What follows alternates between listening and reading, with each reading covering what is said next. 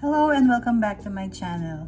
Today we're going to make this granny square, and it's a different kind of granny square. We have here a double crochet cluster and also on the four corners. So it's easy to make and you can make so many projects out of it. So let's get started.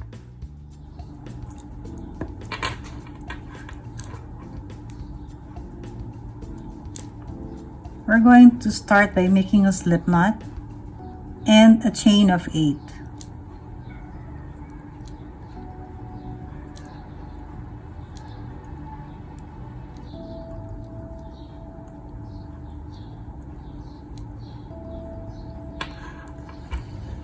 And we're going to attach on our first chain that we made to form a ring.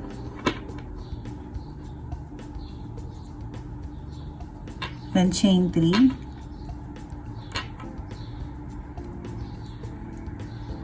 and make 2 double crochet cluster or 2 double crochet together.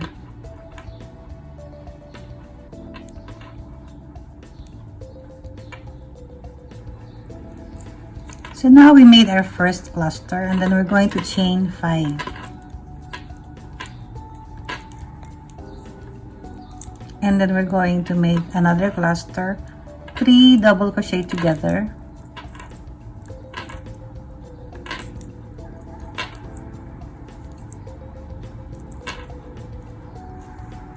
and then we're going to make a chain of 2,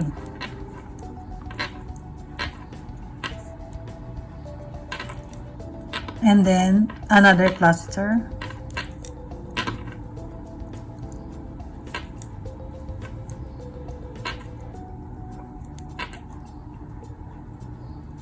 and then chain 5.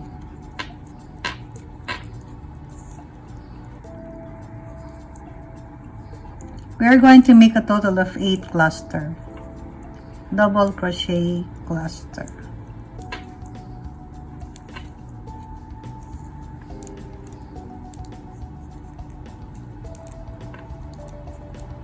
So this chain 5 will form as our corner. So now we're going to make a chain of 2, and then we're going to do our cluster,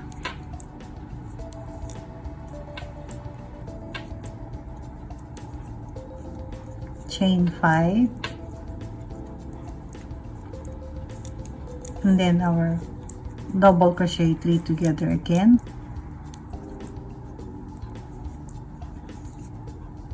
chain 2, and then we're going to make our last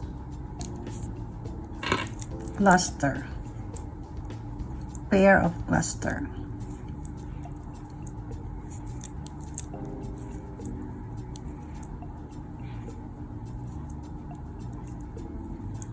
One, 2, 3, 4, 5.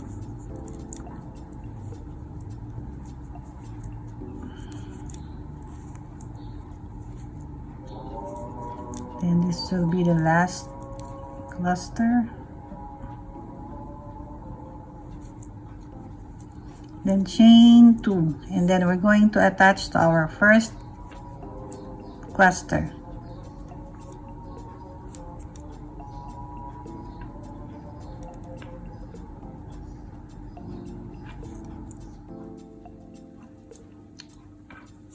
To begin our second round, we need to make a slip stitch on the chain 5 space that we make, and then we're going to make our cluster, chain 3 and a cluster. So we need to chain 3,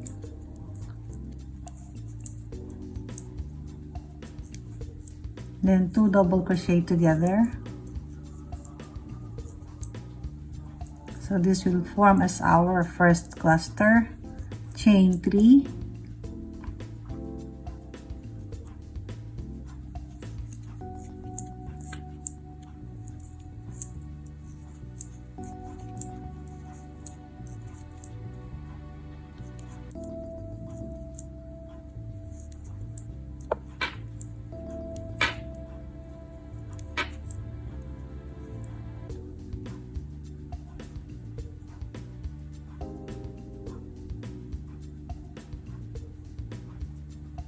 and then we're going to make a chain of 2, and on our chain 2 space here we're going to make 3 double crochet.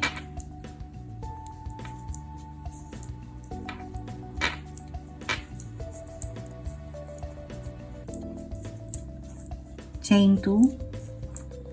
This corner we're going to make our cluster, chain 3 and cluster.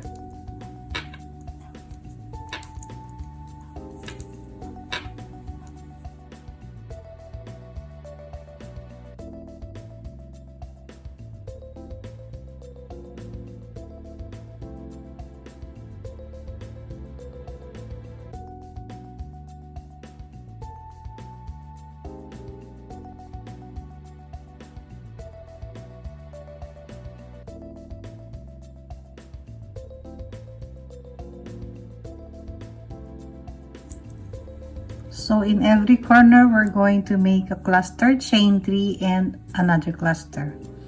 Then we're going to make a chain of 2. And then 3 double crochet on this chain 2 of the previous round.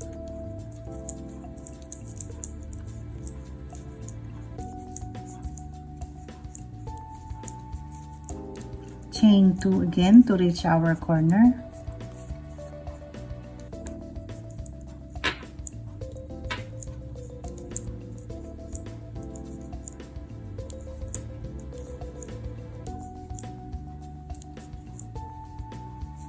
Chain 3,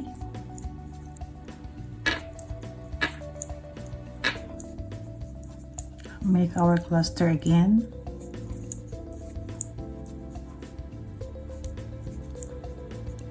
so yun ang repeat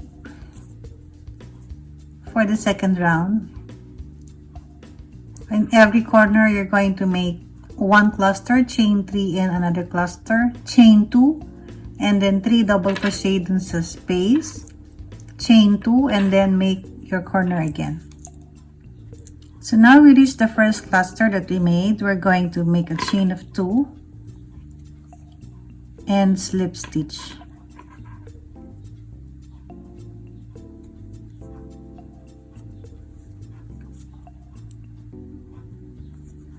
For the next round, we're going to slip stitch on the chain 3 that we made.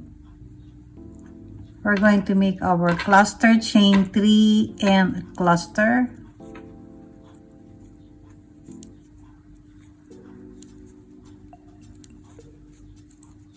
Chain 3, then make our clusters, second cluster.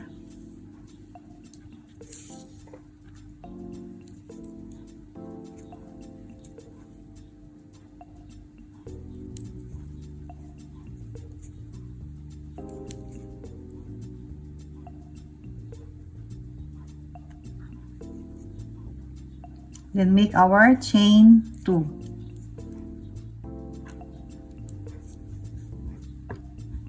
And on the next chain 2 space, we're going to make 2 double crochet.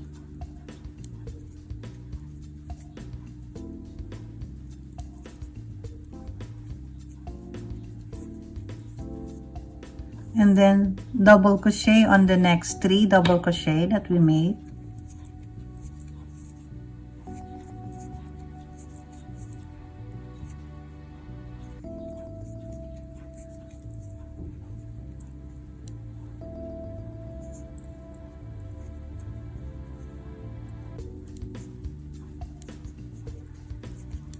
Oops.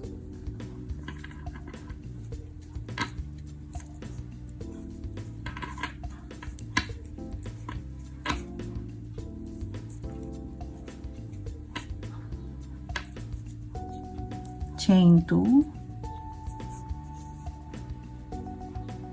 and then 2 double crochet on this chain 2 space,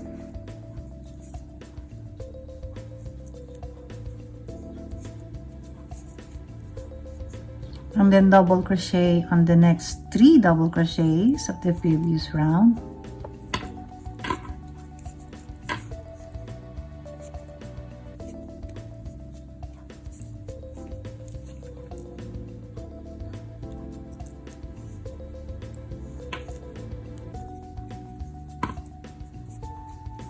Then 2 double crochet again on the next chain 2 space.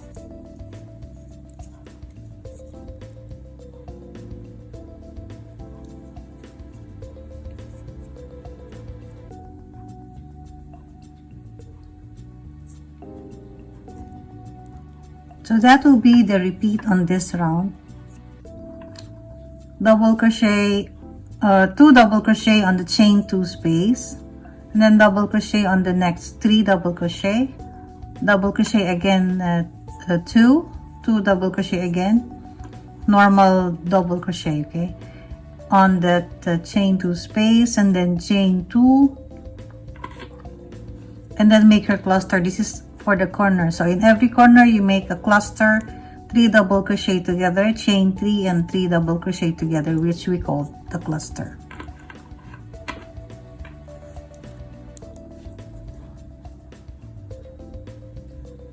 So I just made the chain 2, and we're going to slip stitch again on the first cluster that we made, and then slip stitch again on the first chain 3 space, chain 3, and make 2 double crochet together, which will form as our first cluster, chain 3, and then do the second cluster,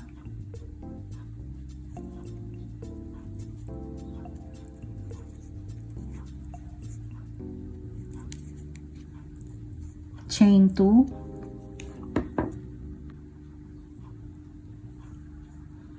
so we made our chain 2, and on the next chain 2 space of the previous round we're going to make 2 double crochet.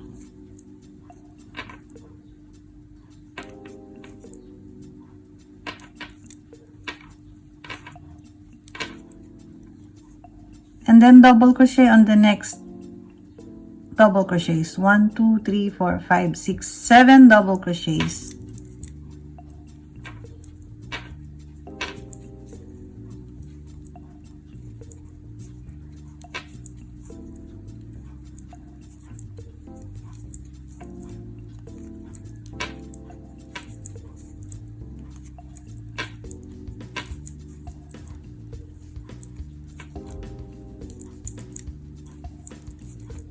oh my god.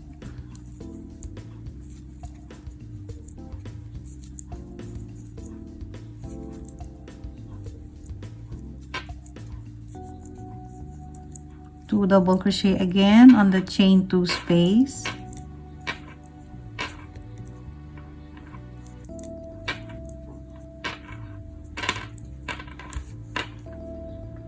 chain 2, don't forget to make the chain 2 kasi doon ka magagawa ng dalawang double crochet para mag-i-increase, and then eventually it will grow.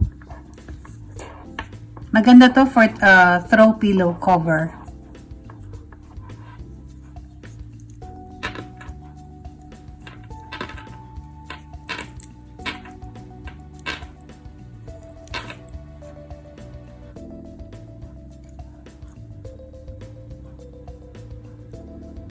So that will be our repeat.